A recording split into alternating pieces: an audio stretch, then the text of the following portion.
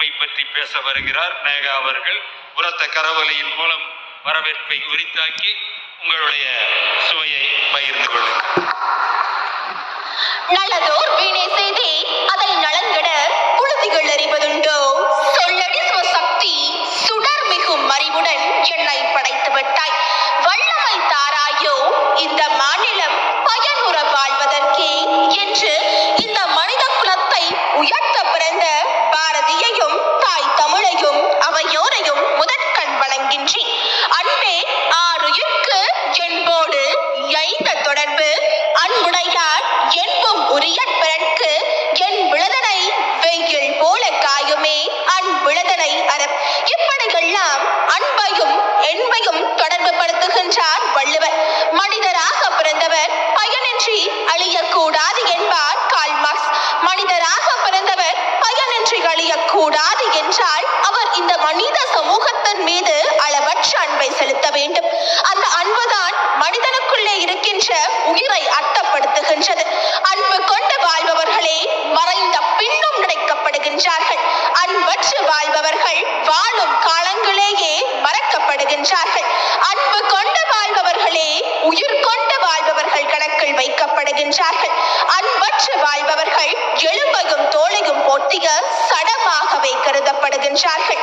மேகத்தின் வழியது மழை, அருவியின் வழியது நதி, சூரியனின் வழியது வெயில், மலரின் வழியது நறுமணம். அது போல உயிரின் வழியது அன்பு. அன்பே உயிர்களின் இருப்பு. அன்பே உடலுக்கும் உயிருக்கு பொறுப்பு. உயிரை உரையாமல் உயிர்ப்பை மறவாமல் வைத்திருப்பது அன்புதான். நாம் ஒவ்வொருவரும் யாரோ ஒருவருக்காக அன்பை செலுத்துவதற்கும் பெறுவதற்கும் தான் உயிரை கையில் பிடித்து வைத்துக் கொண்டிருக்கின்றோம். அவ மதிப்புகளை சகத்துக் கொண்டு அவ மானங்களை பொறுத்துக் கொண்டு அன்புக்காகத்தான் நாம் ஒவ்வொருவரும் உயிர் வாழ்ந்து கொண்டிருக்கின்றோம். ஆதரவற்ற தன்மை ஆறுதல் கொள்ளவும் அனாதியாகும் தன்மை மாறுதல் கொள்ளவும் அன்பே ஆதாரமாகும்.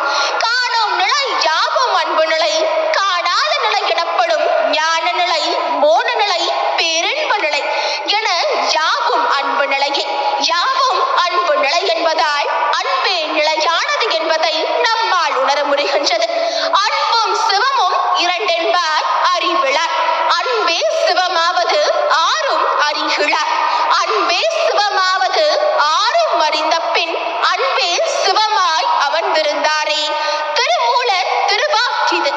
அன்பெனும் பிடிக்குள் அகப்படும் மழையே, அன்பெனும் குடில் புகு அரசே, அன்பெனும் வளைக்குட்படும் பரம்பொருளே, அன்பெனும் கரத்தமர் அமுதே, அன்பெனும் கடைத்துள் அடக்கிடும் கடலே, அன்பெனும் உயிரொளிர் அறிவே, அன்பெனும் அணுவுள் அமைந்த பேரொழியே, அன்புருவாம் பரசிவமே. வள்ளல் பெருமான் அருள் வாக்கு இது. அன்பே தகழியா ஆர்வமே நெய்யாக இன்புருகு சிந்தையிடு தெரியா நன்புருகி ஞான சுடர் விளக்கேற்றினேன் நாரணற்கு ஞான தமிழ் புரிந்த நான். வணக்கத்திற்குரிய பூதத்தாழ்வார் வாக்கு இது. அன்பும் மரணம் உரை தாயினுள் வாழ்க்கை பண்பும் பயனும் அது. வள்ளுவர் வாக்கு இது. செம்புல பகல் நீர் போல அன்புடை நெஞ்சந்தான் கலந்தனவே என்கின்றது குறுந்தொகை.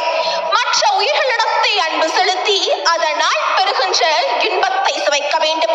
இந்த இன்பத்தை சுவைத்தவர் தாயும் மாணவர்.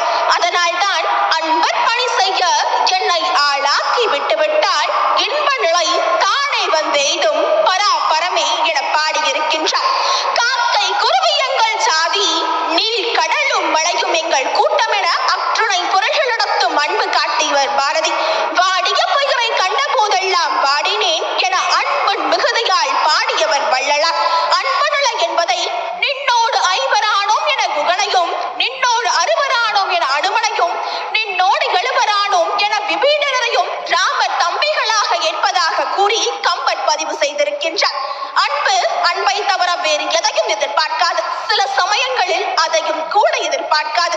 அன்பு இல்லாத அறிவு பண்பை தராது. அன்பு இல்லாத அறிவு நல் அடக்கத்தையும் தராது. அளவுக்கு மீறினால் அமிழ்தமும் நஞ்சு. இக்கருத்து அன்புக்கும் பொருந்தும்.